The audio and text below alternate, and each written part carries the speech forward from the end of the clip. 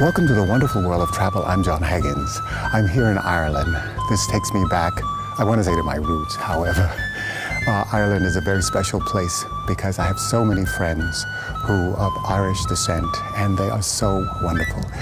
I can't begin to explain how fabulous it is to be here in this wonderful country. It's so green, everything is so fresh, but people make the difference. Stay tuned within the next half hour and you'll see for yourself.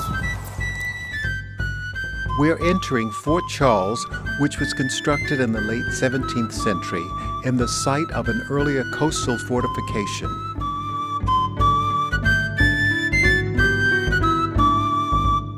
When I think of green, I think of Ireland, and Ireland has so many beautiful countrysides, and a tour through the Fort Charles is where the grass is evergreen. Fort Charles is a classical example of a star-shaped fort, and it has 5 bastions.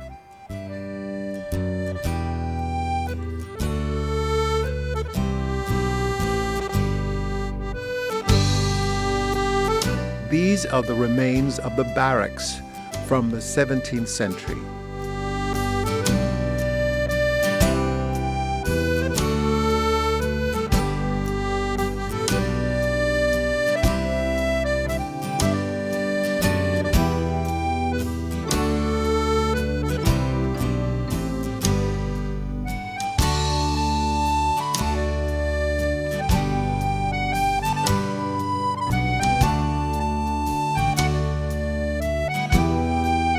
I'm visiting 4 great cities in Ireland: Kinsale, Kilkenny, Cork, and Dublin.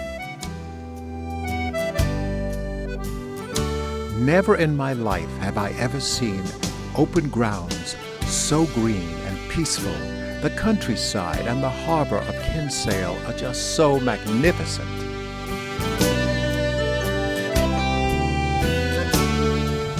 I'm Jon Haggins, the GlobeTrotter. I'm here in Ireland, and we're visiting 3 great cities.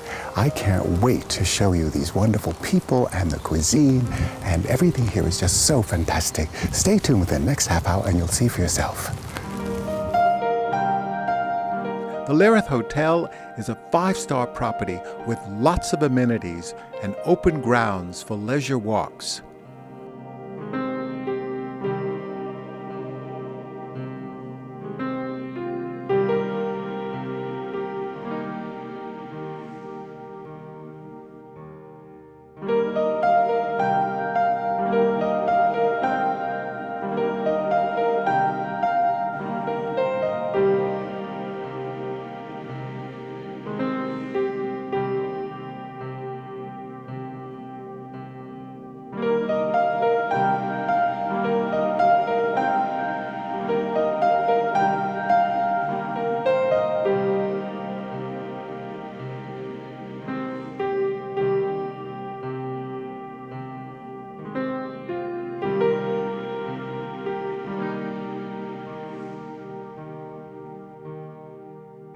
Kilkenny is a bustling small city with friendly people. And that was the first prototype of a town in Kilkenny around the monastery. It would have had a hospital and a hostel because one of the great virtues of the ancient Irish was hospitality.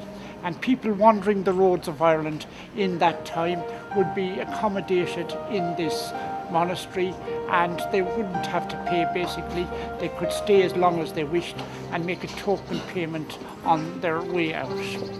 The Irish at that time wouldn't have been into towns. It was the Vikings coming from Norway and Sweden who brought the idea of towns here to Ireland.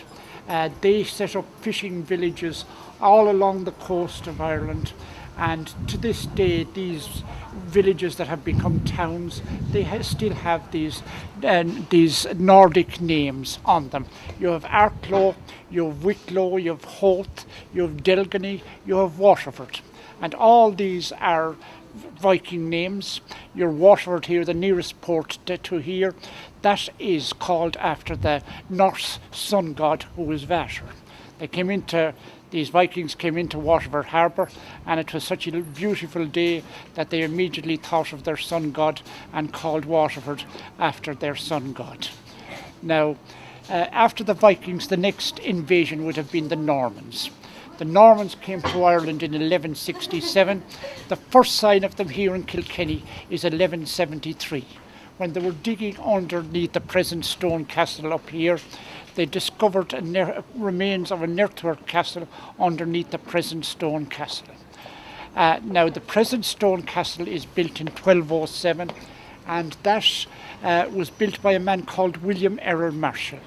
And this William Errol Marshall was a famous Norman knight, and he was the right-hand man to the King of England. And he fought all the battles with the King of England, and he showed great loyalty to the King of England. When the two sons of the King of England, John and Richard, rebelled against their father, it was this William Marshall that put down this rebellion. So he could, because of all this fighting, you could call him an absentee landlord as far as the castle was concerned after he built the castle. There was a curse put on this man because he had a run-in with the clergyman in these parts. This clergyman fell out with this William Marshall because of a dispute about a bit of land. And the curse was he had 5 sons and he had 5 daughters. And the curse was that none of his sons would succeed him to his estates. And this is what happened. All his 5 sons died before him, and the land went to one of his daughters who was married to De Clare. And these De Clares, they sold on the castle and the lands to another Norman family called the Despensers. And now these Spencers would be the one Spencer as Lady Diane Spencer or Sir William Spencer of today. And they, for £700 in 1391, sold it on to another Norman family who were called the Fitzwalters. And these Fitzwalters were in Kilkenny for the next 600 years. This here is limestone. This is the oldest thing in Kilkenny. This is over 250 million years old. This was formed at the bottom of the ocean when Ireland and Europe was covered with a great sheet of ice. This is as it comes out of the ground. This what gives Kilkenny its fertile land, this limestone underneath. When this is polished, it becomes black marble, and that is why Kilkenny is called the Marble City, because of all this marble, because of all this limestone that we produce. We produce it to lay streets, we produce it to front buildings and to make statues. And you'll see a lot of race horses here in Kilkenny as well, and that has to do with the limestone, because when the limestone gets into the food chain, it develops the muscles of race horses like no other land can do. Because Ireland was such a poor country, all the people were tenants of the landlords, and they worked for the landlords and had this little patch of potatoes to grow their year's food. And it was early marriage at that time, 15, 16, large families over 20, and division of land between the sons. If you had 10 sons, you divided your piece of land by 10. So Ireland was getting progressively poorer, and they didn't know what to do with the amounts of people that were being committed to a place like this. And Australia came up with the answer. Australia were looking for a white population, and they were keenly interested in young girls. When 60 young girls would be committed here for stealing some potatoes, a couple of potatoes, or a few rags to cover themselves, they would be walked to Cork.